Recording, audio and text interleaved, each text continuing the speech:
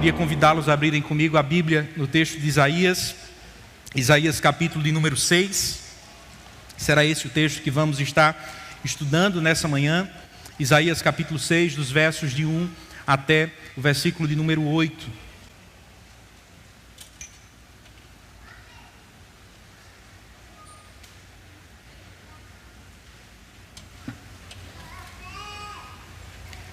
Convido você a orar comigo mais uma vez nesse instante, pedindo a graça de Deus.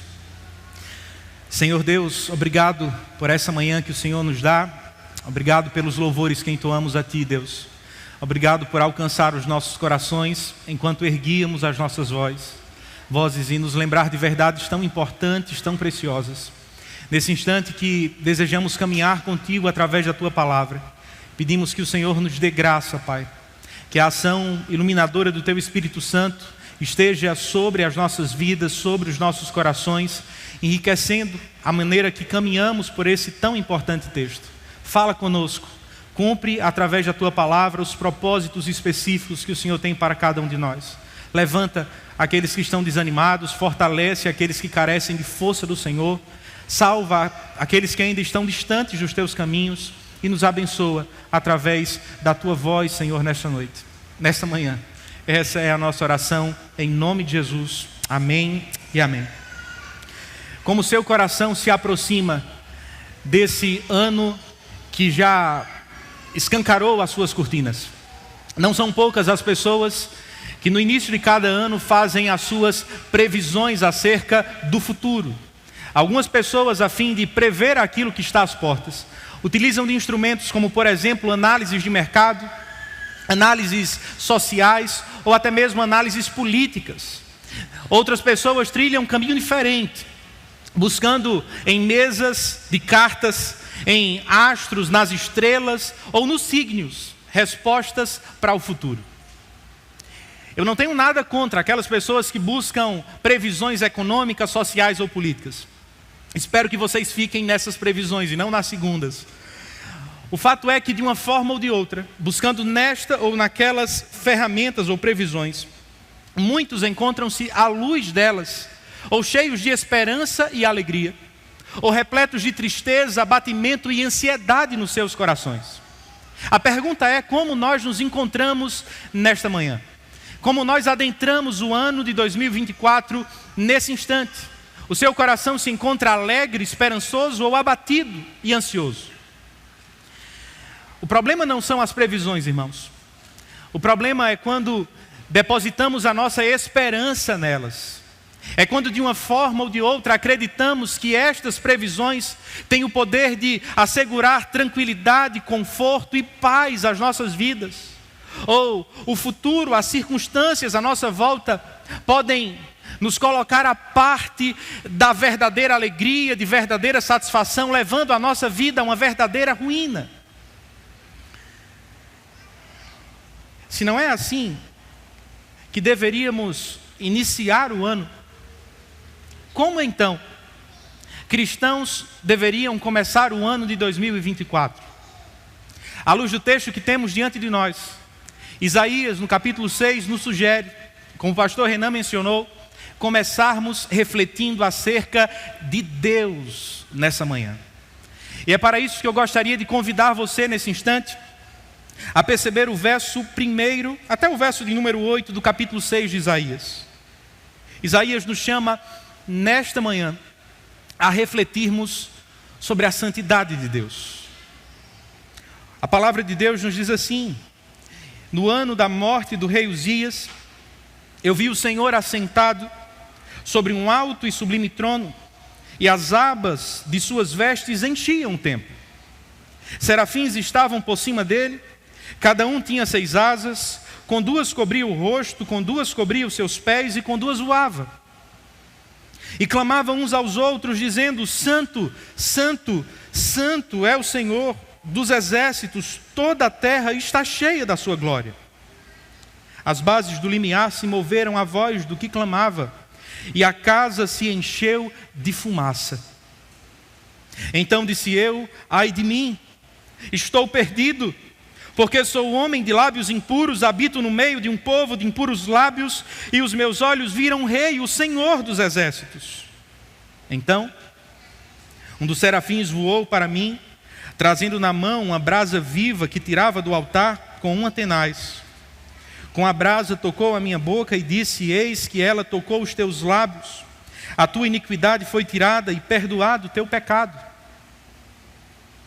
Depois disto, ouvi a voz do Senhor, que dizia: a quem enviarei?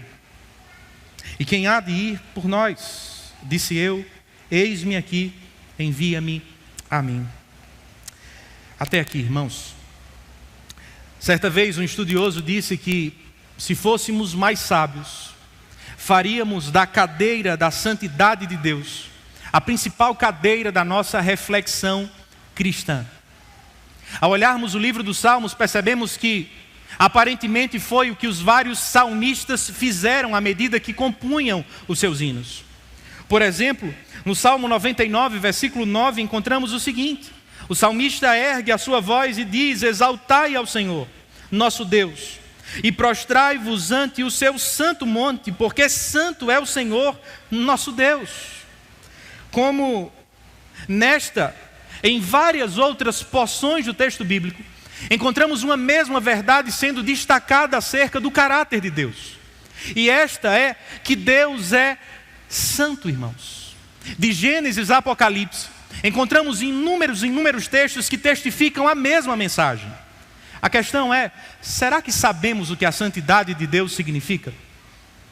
Em termos práticos, ou em rápida definição, poderíamos dizer que a palavra santidade significa separar ou colocar à parte, cortar ao meio.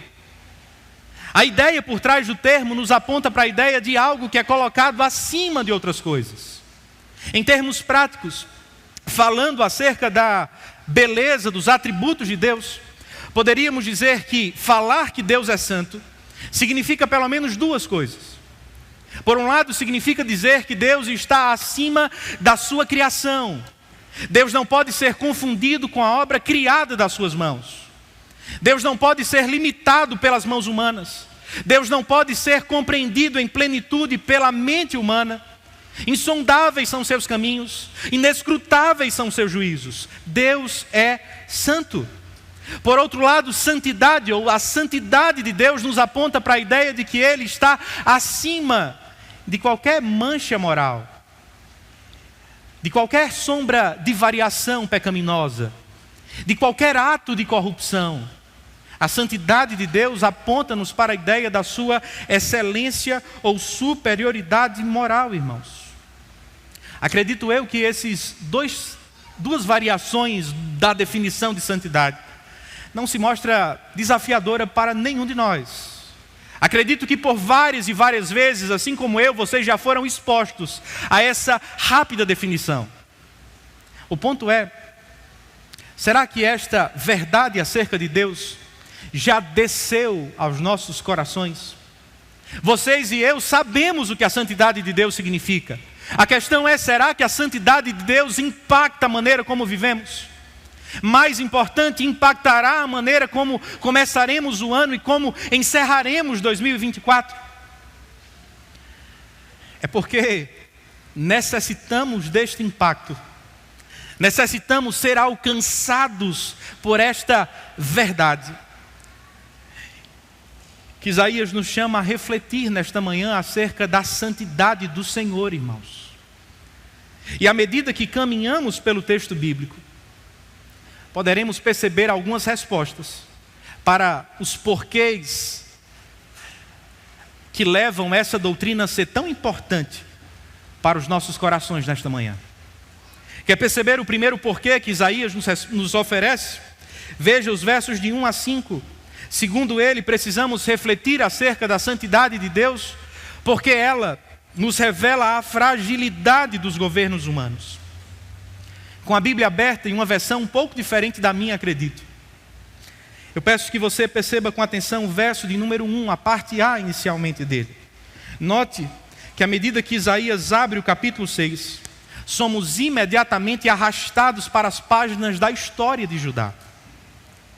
Com a parte A do versículo 1, ele nos diz que no ano da morte do rei Uzias. A pergunta é, por que Isaías começa assim? Não é o único texto da Bíblia em que um capítulo é aberto descrevendo a morte de uma pessoa. Temos alguns, mas são raros. A pergunta é, por que Isaías escolheu começar o texto desta forma? E a resposta é, aqueles não eram dias comuns. E ainda mais importante, aquele rei não era um rei qualquer. Segundo alguns estudiosos nos apontam, Uzias poderia ser descrito como um dos 5 principais reis da história do povo de Deus. Junto a Davi, Salomão e alguns poucos outros. Uzias foi um rei de destaque e renome, irmãos. Ele reinou à frente de Judá durante 52 anos. Foi durante o reinado de Uzias que o povo de Deus desfrutou de dias de paz, em termos militares. Dias de avanço em termos de prosperidade física. O dinheiro foi colocado nos bolsos do povo de Jerusalém. Para além disso, foram dias também marcados pela prosperidade espiritual do povo de Deus. Naqueles dias, muitos tiveram a chance de adorar o Deus verdadeiro e de livremente buscá-lo. O problema é que, segundo o verso 1 nos aponta, tudo isso havia ficado para trás. Uzias já não estava mais no trono, ele estava morto. E com a morte de Uzias, ao invés de gritos de prosperidade, vitória, triunfo, as palavras que circulavam no meio do povo eram de crise, ou por que não dizer, no plural, crises.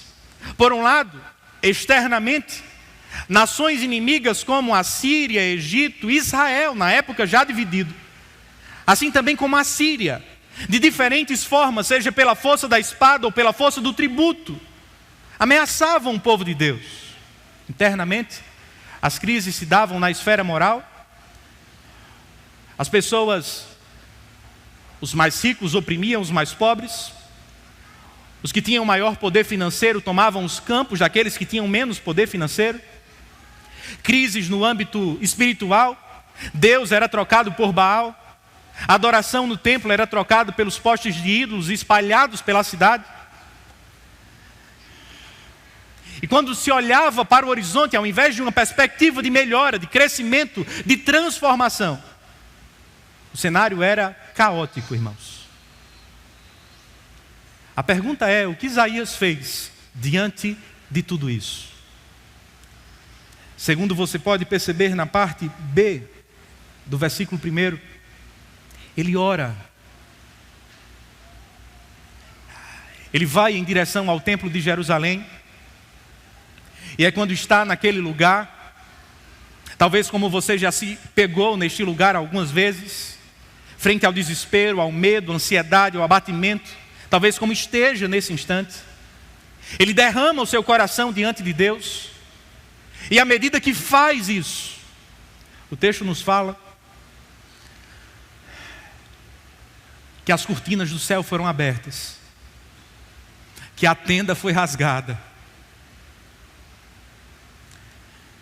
e das cortinas, que do material que fazia aquele templo, os olhos de Isaías, verso 1, ouviram o Senhor assentado sobre um alto e sublime trono, e as abas de suas vestes enchiam o templo. Serafins estavam por cima dele. Cada um tinha 6 asas, com 2 cobria o rosto, com 2 cobria os seus pés e com 2 voava. Os olhos de Isaías são abertos para além da realidade de Jerusalém, do templo que os homens poderiam contemplar. Isaías percebe a corte dos céus naquele exato instante. E note comigo algo interessante no texto. Todos os detalhes percebidos, tanto no final do versículo 1, como no início, no restante do versículo 2, funcionam como que setas que desejam voltar os nossos olhos para uma grande e preciosa imagem. o quadro ou a imagem da majestade de Deus. A primeira seta acha-se na imagem do trono. Ele não é um trono terreno. Não se acha no mesmo lugar, no estrado dos pés onde os homens pisam ou onde Uzias estava sentado. Esse trono é exaltado, está no alto. Não é um trono feito com os mesmos materiais que os homens podem adquirir e fazerem para si. É um trono sublime.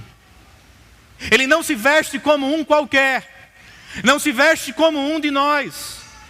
As suas abas reais enchem todo o templo. E ele não está sozinho, irmãos.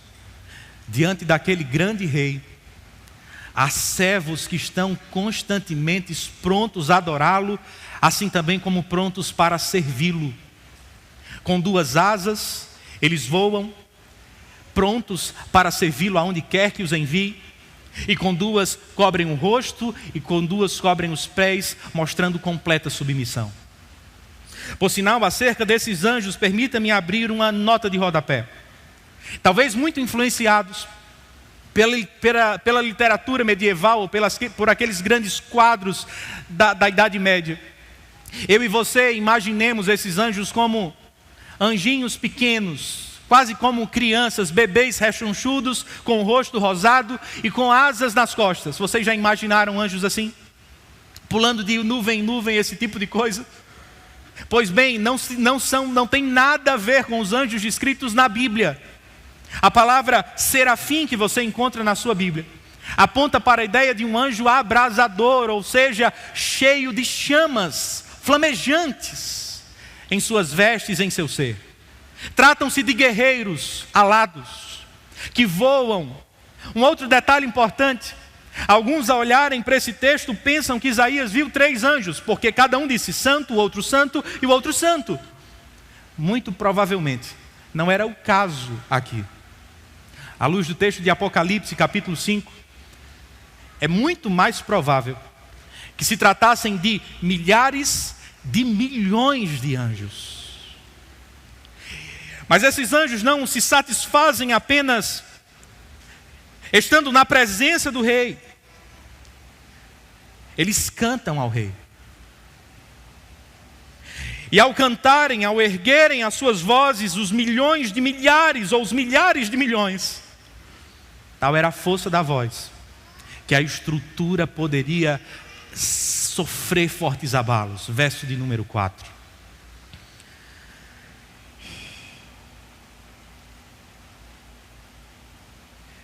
Se na corte humana os gritos eram: Uzias está morto, Uzias está morto, o rei caiu, estamos sem o rei. Na corte dos céus, os anjos cantavam: santo, santo, santo. Se no lado de cá, se no lado dos homens, se na corte dos homens as pessoas poderiam dizer que os limites de Uzias estavam limitados aos muros, e ao longo de todos os muros, ao longo de todas as fronteiras, ao longo das ruelas, dos vilarejos que compunham o seu reinado, o discurso era o mesmo: Uzias é morto, Uzias é morto, Uzias é morto. Os anjos cantam, irmãos, não apenas em Jerusalém, não apenas no reino do sul, não apenas no reino do norte, não apenas na Síria, no Egito ou na Assíria. Os anjos cantam que toda a terra está cheia da sua glória. O limite do governo do Senhor não está restrito aos muros de Jerusalém. Perpassam todas as nações da terra. Do alto do Everest ao mais profundo mar, de Rondônia a João Pessoa, da China aos Estados Unidos, Ele é rei. E toda a criação declara isso: santo, santo, santo é o Senhor. A pergunta é: por que precisamos desse texto na Bíblia? Por que Deus fez questão de deixar relatado esta passagem que eu e você acabamos de ler? Acredito eu, porque assim como Isaías precisava, eu e vocês também necessitamos responder à mesma pergunta: faz sentido confiar em reinos passageiros? Faz sentido confiar ou depositar a nossa esperança nos reinos que passam, que se levantam e caem. Aqueles homens estavam abatidos, desanimados. Afinal de contas, um rei que governou durante não 4 anos, não 10 anos, não 3 mandatos, mas 5 décadas, estava morto agora. O que seria de nós? O que será do nosso povo? O que será do nosso país? O que será da nossa nação? O que será da igreja? O rolo, os pergaminhos do céu se abrem para ensinar para aquelas pessoas, assim como para ensinar ao meu e ao seu coração a mesma verdade. Deus está no trono. Deus continua a governar soberanamente todas as coisas. Você crê nisso? Se crer nisto, então me responda. Não foi por esta razão, por não refletirem tanto sobre esse assunto, por não abraçarem estas verdades, que tantas famílias se dividiram ao longo dos últimos anos? Por confiarem mais em governos humanos do que no rei verdadeiro? Por falarem mais nos reis passageiros do que como os anjos, no rei da glória? Que muitos filhos deixaram de falar com seus pais, irmãos com irmãos. Ao invés de abraços, guerras se levantaram nas casas. Pessoas mudaram de igrejas que os acolheram, que os ensinaram, que os amaram. Foi o que aconteceu com você também? A razão de termos um coração tão tentado à idolatria política, irmãos, é porque temos uma visão por vezes muito pequena de Deus. Mas não apenas isso, a visão baixa de Deus não apenas afeta a nossa tendência à idolatria política, a abraçarmos esses discursos e sofrermos as consequências desse velho ídolo, como também nos faz pegar-nos ansiosos muitas vezes. O que será de 2024? Com este governo, com este prefeito, com este presidente, com estes deputados, vereadores, será que vai dar certo? Será que vamos chegar até o final? Como será o futuro do nosso país? O que será da igreja? Não é assim que muitos cristãos têm se pegado. Esse texto nos lembra que os reis vêm e vão, bons e maus se levantam e caem, mas o nosso Deus, que governa não em Jerusalém, que tem o seu governo não estabelecido no Brasil, que tem o seu governo não restrito à América do Sul, mas que tem o seu governo sobre toda a terra, permanece no trono para sempre. Confiemos nele. Precisamos refletir, irmãos, sobre a santidade de Deus, porque além de revelar a fragilidade dos governos humanos, ela também nos revela o pecado presente no nosso coração. E para isso eu peço que você veja comigo o verso de número 5 nesse instante. Após ter os pergaminhos dos céus abertos e contemplar ao Senhor, o que é que acontece com Isaías? Na Almeida, revista atualizada, talvez a NVI tenha alguma pequena variação em termos de palavra. Nós lemos o seguinte: então, disse eu, ai de mim. Perceba a ordem de causa e efeito. Porque vi o Senhor. Logo em seguida, Isaías diz, ai de mim. O que significa essa interjeição que Isaías utiliza aqui? Significa uma expressão que aponta para a ideia de condenação, de juízo. Condenado seja eu, ou estou em maus lençóis, maldito seja eu. O ponto é, se você é um leitor atento do livro de Isaías, certamente há de se lembrar que ele não usou essa expressão pela primeira vez no capítulo 6. Eu peço que você volte comigo uma página da sua Bíblia e repare à medida que menciono os versos, as primeiras palavras que acompanham estes versos. Veja o verso de número 8. Encontramos: ai dos que ajuntam casa a casa, reúnem campo a campo, até que não haja mais lugar, e ficam como únicos moradores no meio da terra. Versículo 11, o que encontramos? Ai dos que se levantam pela manhã e seguem a bebedice e continuam até a alta noite. Versículo de número 18, ai dos que puxam para si a iniquidade com cordas de injustiça, e pecado como que tirantes de carro. Verso 20, ai dos que ao mal chamam bem e ao bem mal. 21, ai dos que são sábios aos seus próprios olhos e prudentes em seu próprio conceito. 22, ai dos que são heróis para beber vinho e valentes para misturar bebida forte. Em único capítulo, por 6 vezes, o profeta utiliza as mesmas interjeições do capítulo 6, verso de número 5. O que muda, no entanto, da experiência passada para a experiência do capítulo 6, é que, diferentemente do que faz no capítulo 6, no capítulo anterior, Isaías utiliza as mesmas expressões, mas para se referir a outras pessoas. Ai dos meus vizinhos, ai dos pecadores, ai dos corruptos, ai dos bebedores de vinhos, ai deles, daqueles e daqueles outros. O que acontece no versículo 5 do capítulo 6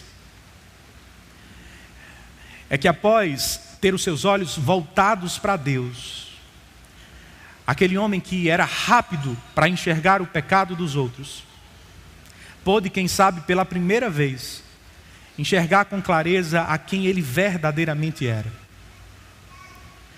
Contemplar o Senhor, perceber o Senhor não muda, irmãos, ou não fecha os nossos olhos para o pecado das pessoas que estão à nossa volta.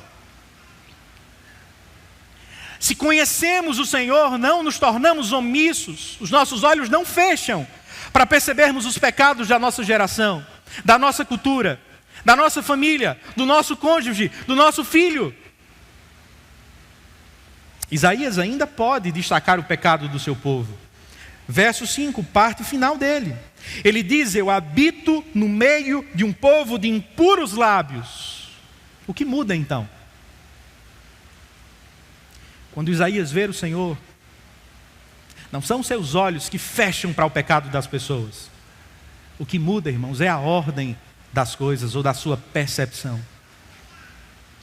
Antes de destacar o pecado dos outros, como fizeram no capítulo anterior, Isaías agora por 3 vezes olha para si mesmo: ai de mim, estou perdido, porque sou homem de lábios impuros. E somente depois: habito no meio de impuros lábios, e os meus olhos viram o Senhor, o Rei dos exércitos. Em outras palavras, quando vemos o Senhor, temos a nossa visão ajustada à realidade. Quando contemplamos o Senhor, podemos ter uma visão mais precisa de quem nós somos. Quando contemplamos ao Senhor, irmãos, Deus ajusta a nossa visão. Ele já fez isso com você? Conversando com diferentes pessoas, maridos, mulheres, adolescentes, jovens, solteiros e casados, idosos e todos que vivem situações de conflito, problemas relacionais, e que levantam discursos do tipo: eu não aguento mais fulano, eu vou sair de casa. Ele me magoou muito, ela me magoou demais, me feriu profundamente.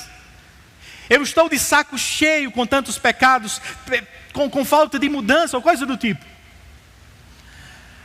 Geralmente eu perguntava a estas pessoas: certo, mas fale-me um pouco de você. Quais são os seus problemas?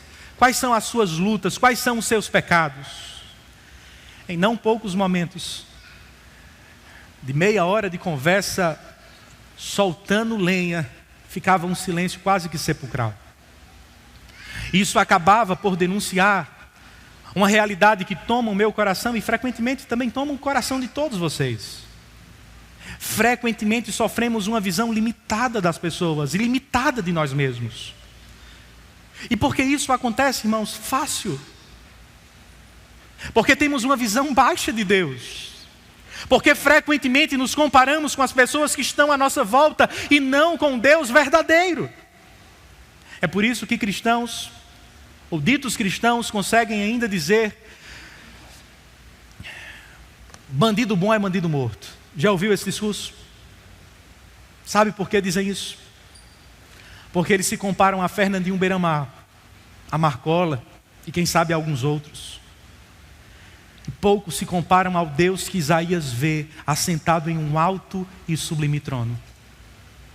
Quando nós enxergamos a nós mesmos, não à luz de um outro pecador caído como nós, mas à luz de um Deus que é santo, santo, santo.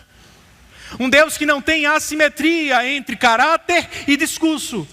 Um Deus que não tem curvas na sua ética. Um Deus que não pode ser pego de surpresa em suas ações e reações. Todos nós temos a nossa bola diminuída e somos colocados humildes aos pés da cruz. Não é isso que precisamos em nossos relacionamentos?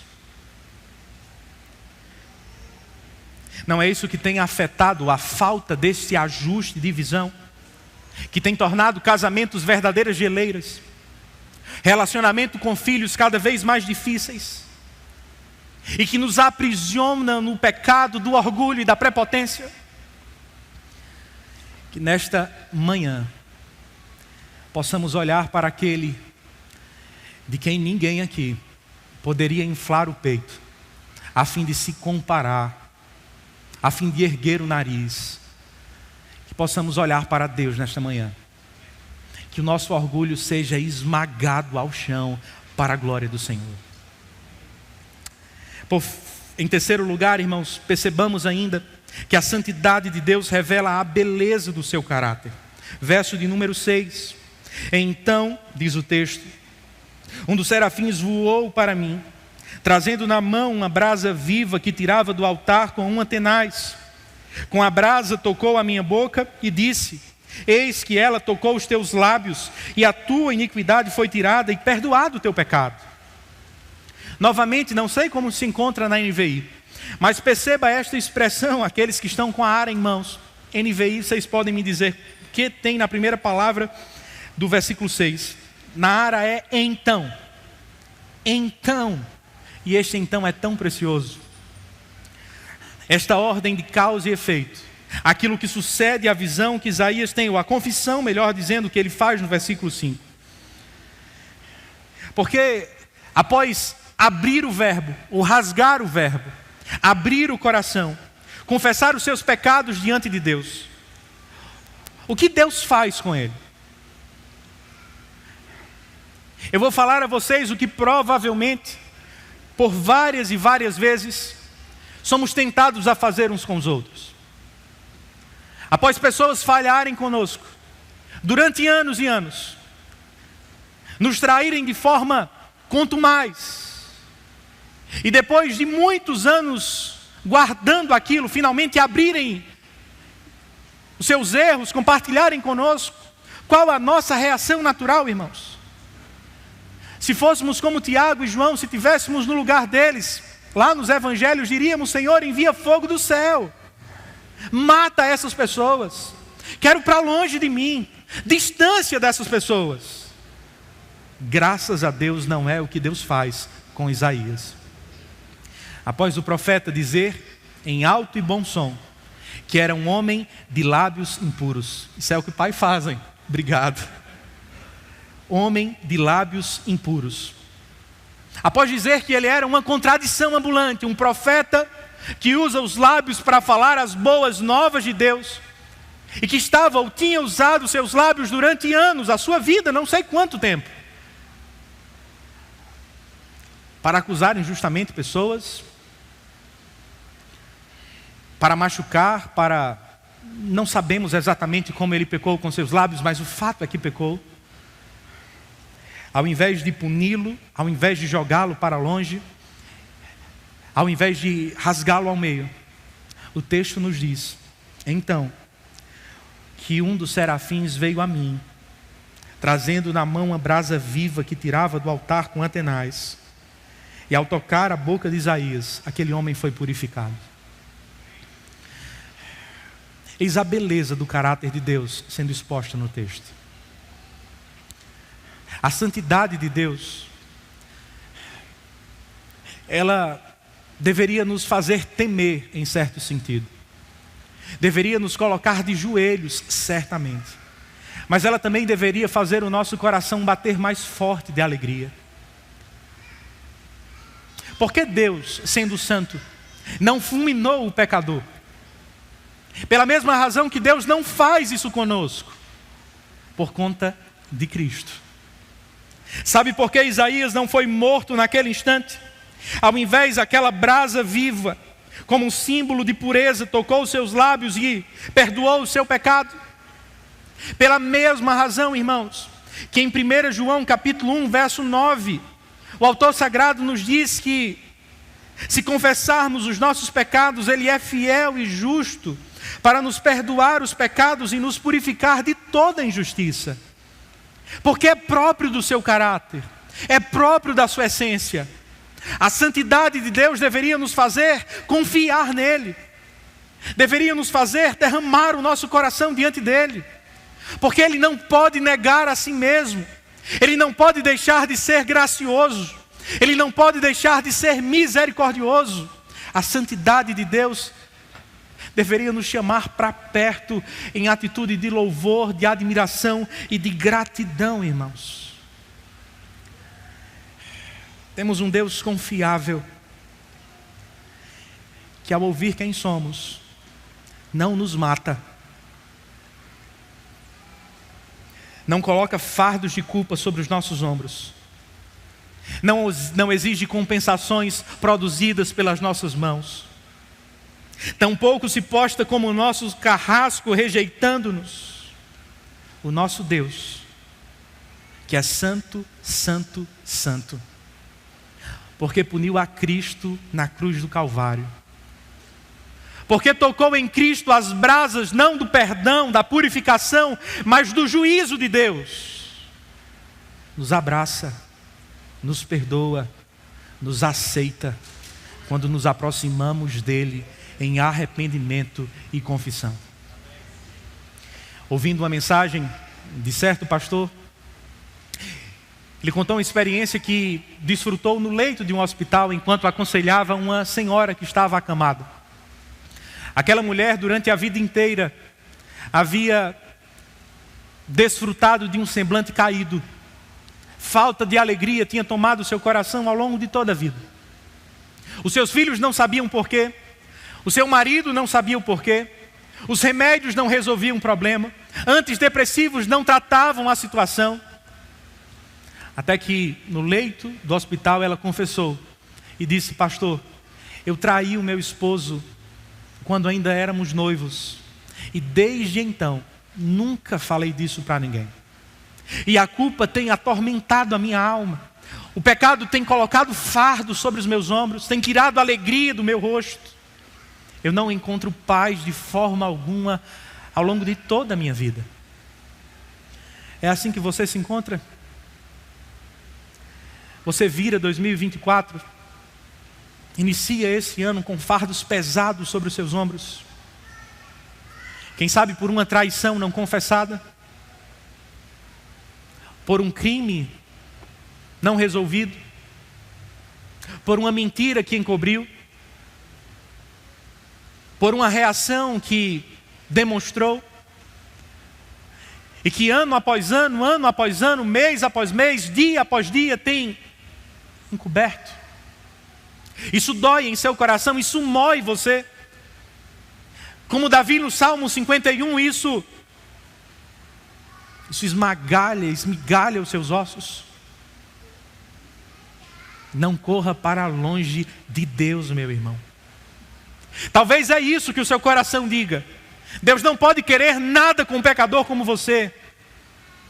No céu não há lugar para gente como você, gente que fez o que fez, pessoas que falharam como você falhou. Se escuta isso com frequência, saiba, é Satanás, meu irmão. Como Lutero fazia, pregue ao diabo que atormenta os seus ouvidos e diga: o meu Salvador morreu por este pecado também. Corra aos pés de Cristo nesta manhã, confesse diante dele os seus pecados e saiba, porque ele puniu a Cristo, a você, se está nele, se confiar nele, se crer nele, resta graça e misericórdia hoje. Para além disso, irmãos, certamente esse texto também deveria nos ensinar como tratamos uns aos outros.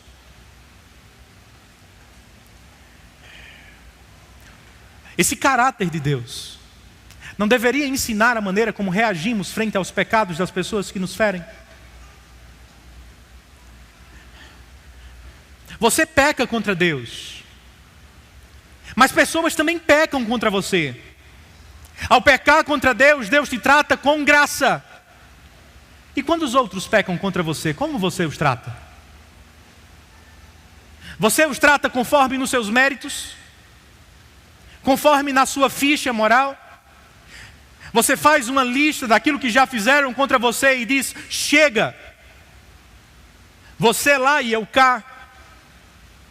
Podemos ser irmãos, podemos dar bom dia, mas não quero relacionamento. Corta o dedo aqui. É assim que você reage, é assim que reagimos. Esse texto deveria nos desafiar a imitarmos ao Senhor na maneira como Ele nos perdoa. E permita-me lhe perguntar: você já imaginou o poder revolucionário que isso teria nos nossos relacionamentos? Diga-me, a relação fraturada que tem com seus filhos pioraria ou melhoraria se imitasse a Deus? O relacionamento desgastado que nutre com seus pais há anos seria melhor ou pior? E quanto ao relacionamento que temos uns com os outros, quem sabe formais, mais distantes, seria aprofundado ou se tornaria ainda mais raso se perdoássemos como Deus nos perdoou? Quem sabe ao chegarmos em casa, a primeira reação não seria estar preocupado com o que vamos comer no almoço, mas seria pegar o telefone e fazer um telefonema que você já deveria ter feito há anos e ainda não fez.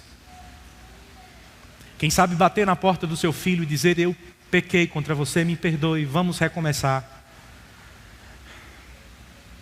Eu tenho escondido um pecado há anos e eu quero acertar as contas, eu quero começar de novo, eu te amo. Não é isso que o Senhor espera de nós? Se fomos perdoados por Deus, precisamos aprender a perdoar como Deus nos perdoou também. Por fim, irmãos, a santidade de Deus revela o propósito pelo qual devemos viver. Note o verso 8 comigo. O texto nos diz que depois disto, ou seja, depois do profeta ter visto ao Senhor, depois do profeta ter confessado os seus pecados, depois do profeta ter tido o seu pecado perdoado, ouvi a voz do Senhor que dizia: a quem enviarei? E a quem há de ir por nós? Disse eu: eis-me aqui, envia-me a mim. Mais uma vez, essa palavra é extremamente importante. Depois disto, não antes. Há uma ordem novamente de causa e efeito. Isaías prega porque ele viu a Deus, irmãos. Ele prega porque foi perdoado por Deus. Ele responde tão resolutamente, tão firmemente, porque ele teve uma profunda experiência com Deus Santo, Santo, Santo. E diante da visão desse Deus, diante da percepção dos seus pecados e do perdão que recebeu, não lhe restava qualquer outra atitude senão esta: eis-me aqui, envia-me a mim. E por favor, percebam comigo, se não é esta a pedra de toque das missões mundiais. se não é essa a mola mestra do nosso envolvimento missionário? Não é o amor pelo perdido. O seu chefe talvez seja perdido e quem sabe em alguns momentos você o odeia. Ou todo mundo tem chefe bom aqui. Seus vizinhos talvez liguem um som de meia-noite e você odeia isso. Mas eles talvez estejam perdidos. Talvez nem sempre você os ame como deveria. Não é o amor ao perdido que nos move essencialmente. Também não é a culpa, irmãos. Também não é o fardo da responsabilidade do dever de ir. O que nos move a pregar o Evangelho é o conhecimento de Deus. Quanto mais conhecemos a Deus, como Isaías o conheceu, mais desejaremos torná-lo conhecido entre todos os povos, para que todos os povos da terra conheçam a sua glória. Não foi isso que fez com que um perseguidor que caminhava na estrada de Damasco deixasse tudo para trás, a fim de tornar-se perseguido por amor a Cristo? Não foi o que fez Levi abandonar a sua carreira próspera como um cobrador de impostos, a fim de tornar-se um homem que não tinha nem onde repousar a cabeça, seguindo a Cristo, a fim de pregar o Evangelho? Não foi o que fez com que uma mulher, lá em Samaria, João capítulo 4, deixasse os seus muitos amores, a fim de falar a todos da sua terra o que ela tinha visto e ouvido em Jesus? Eles conheceram a Deus, e por conhecerem a Deus, não puderam continuar os mesmos. Sabe por que eu e você frequentemente somos levados a viver por propósitos tão pequenos? Lutando, vivendo, morrendo, suando, sangrando, pelos nossos impérios, pelos nossos reinos, pelos nossos projetos, pelos nossos sonhos, pelas nossas ambições passageiras, temporárias. É porque nós temos uma baixa visão de Deus. Ou pelo menos Ele não é tão claro aos nossos olhos e corações como deveria ser. Um dos homens que aprendi a admirar ao longo da minha caminhada foi o George Whitefield, famoso evangelista do século XVIII. E em dado momento da sua caminhada, quando desfrutava de muito prestígio, de audiências repletas de cerca de 36 mil pessoas que prontamente vinham a fim de ouvi-lo. Pessoas essas que giravam desde carvoeiros, escravos, crianças, a parcela mais nobre da sociedade da época, como por exemplo Benjamin Franklin, David Hume, dentre tantos outros, gozando do prestígio, da posição de ser líder fundador do movimento metodista calvinista da época, líder de orfanatos e associações que tinham inúmeras, milhares de apoiadores e admiradores. Entendendo que para que o reino de Deus avançasse, era mais importante abrir mão dos primeiros bancos e ficar nos bastidores. Em outras palavras, deixar de buscar um reino próprio, como muitos queriam que ele fizesse, a fim de promover o Rei da Glória. Whitefield escreveu o seguinte: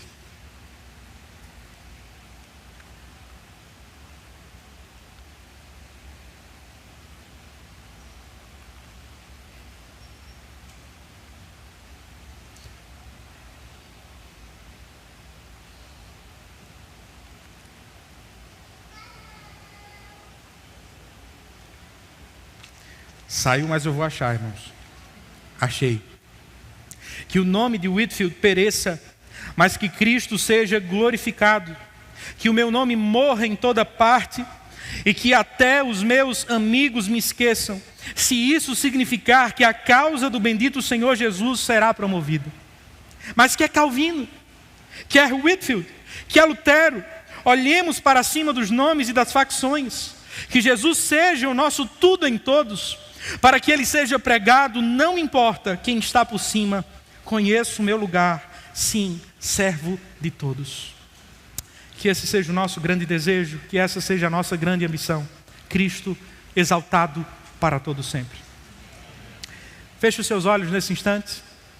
Coloque a sua vida diante de Deus. Quais são as suas previsões para esse novo ano? Por mais que elas fracassem ou sejam bem-sucedidas, ore nesse instante, desejando caminhar perto de Deus, conhecendo a Deus e vivendo para a sua glória.